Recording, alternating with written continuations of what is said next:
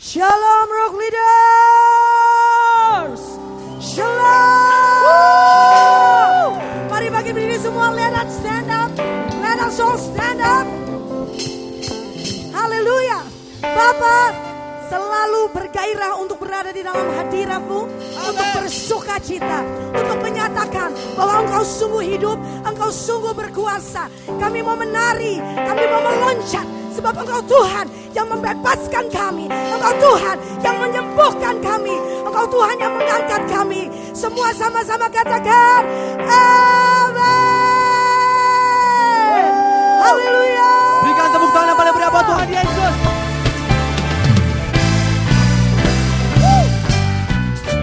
Menari buat Tuhan. Haleluya. Sama-sama katakan. Dan ku kan menari, di hadapan Rajaku menari, sambil memuji-Mu ku menari, kaulah sukacitaku. Tuhan, oh, dan ku kan menari, di hadapan Rajaku menari. Haleluya. Sambil memuji-Mu ku menari, kaulah sukacitaku. Tuhan, kaulah sukacitaku. Hey, hey, hey. Kau telah ubah ratapanku menjadi tarian. Kau hapuskan keluh kesahku, gantikan dengan pujian. Oh, oh, oh. Kau hapuskan ratapanku menjadi tarian. Kau hapuskan keluh kesahku, gantikan dengan karena Roh Allah ada di dalam kita.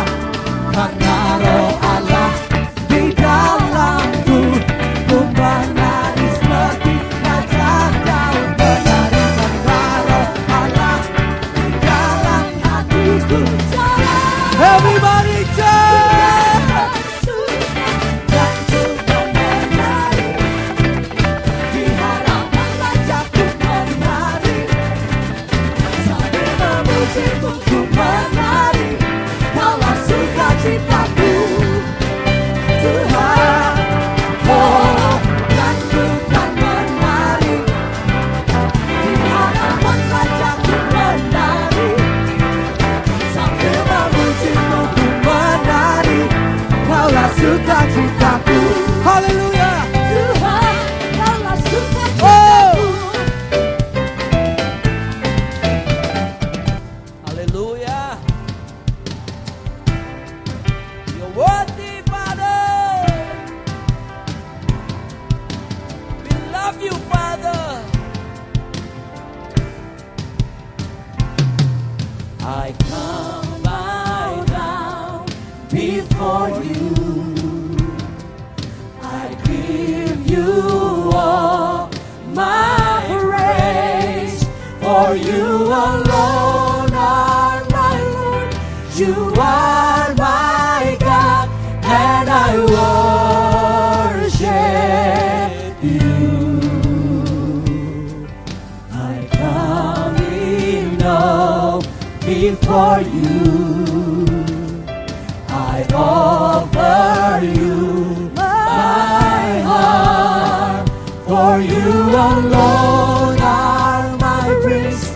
You are my King, and I worship you.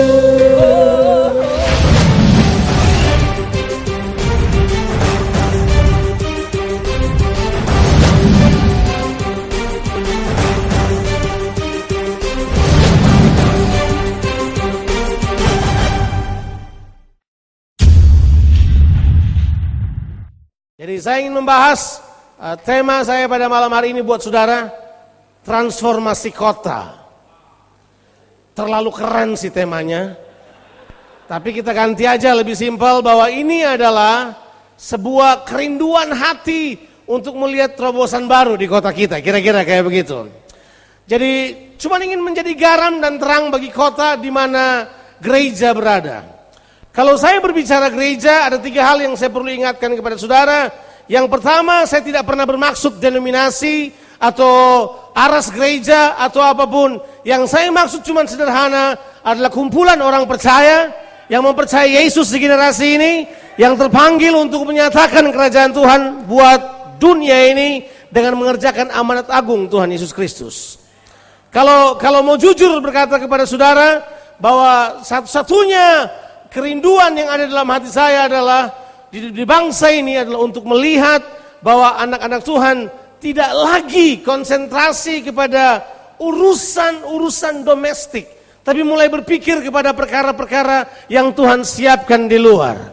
Untuk mewujudkan saudara, saya hanya ingin memulai dengan membaca sebuah ayat di dalam Alkitab, di dalam kitab Amsal pasalnya yang ke-24, ayatnya yang ke-27.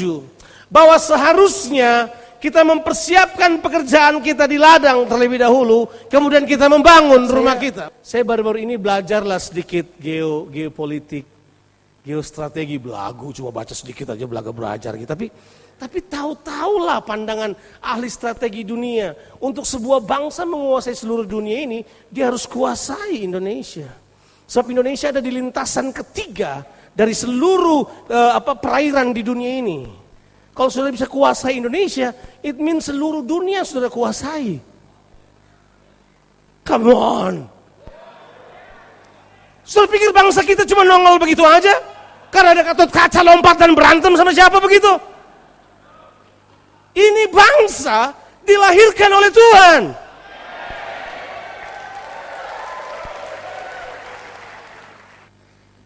In every city, di dalam setiap kota, Tuhan telah memberikan khusus gerejanya. Makanya saya yakin di kota manapun saudara berada, di kota itulah Tuhan telah taruh saudara untuk menyatakan keputusan kerajaan di sana. Kapan saudara tidak melakukannya, that's your problem.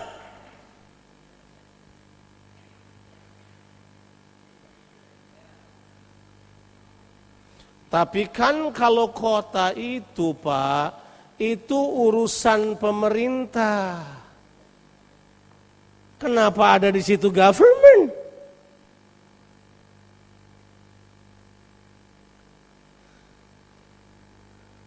Tuhan bilang, kamu putuskan.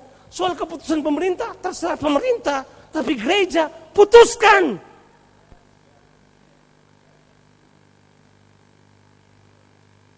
Putuskan.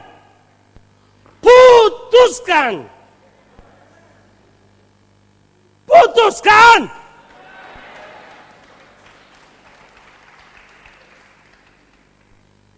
Make decision. Buat dong.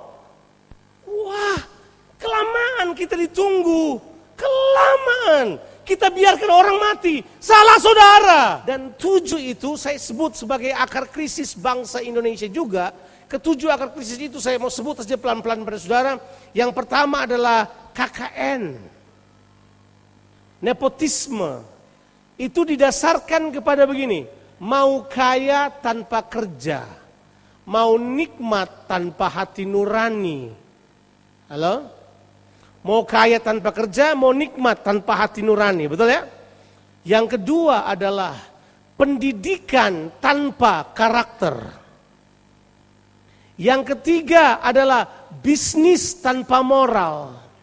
Penekanan bisnis di bangsa kita bukan cuma kelihayan bermain, tapi saudara harus mendasarinya dengan moral. Sebab bisnis bangsa kita punya masalah adalah moralitas. Moralnya yang perlu diperbaiki. Arti pengertian moral dalam transaksi moralnya harus benar. Sebab saudara mesti tahu bahwa rubuhnya banyak perusahaan-perusahaan besar yang kita kemudian nggak tahu apa sebabnya. Lehman Brothers tahun lalu kemudian tumbang. Itu tahu nggak waktu Lehman Brothers tumbang? Orang Australia yang tua kembali bekerja. Mengapa? Sebab pensiun mereka hilang.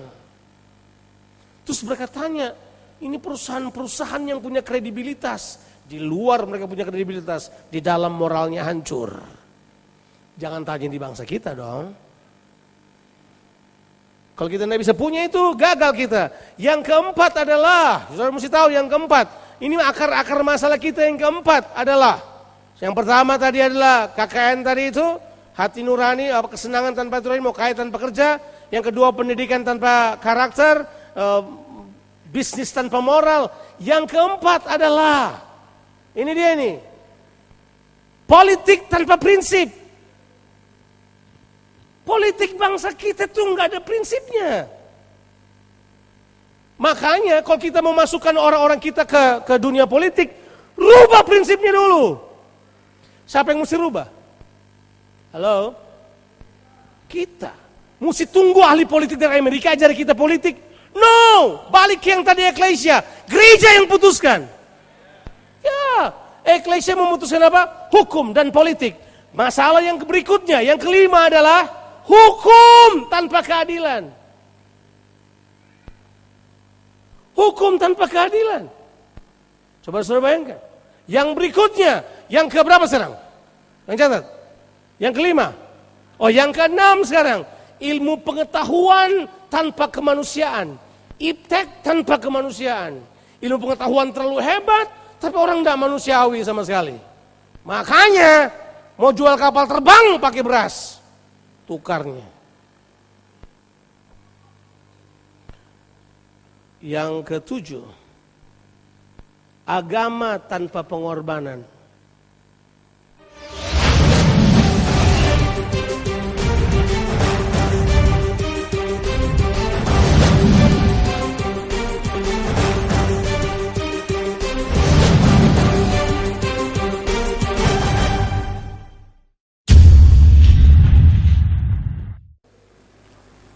Dengar, Tuhan Yesus waktu dia serahkan nyawa, itu prophetic action.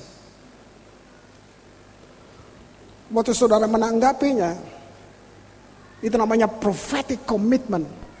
Apa yang kamu terima? Keselamatan. Nah, mari saya terus, apa prophetic power, apa yang kita mesti buat? Saudara dengar, saya mulainya dari sini. Dengan sangat mahal, Tuhan menempuh jarak yang paling jauh, yang gak bisa ditempuh siapapun. Dia meninggalkan surga, dia ke bumi.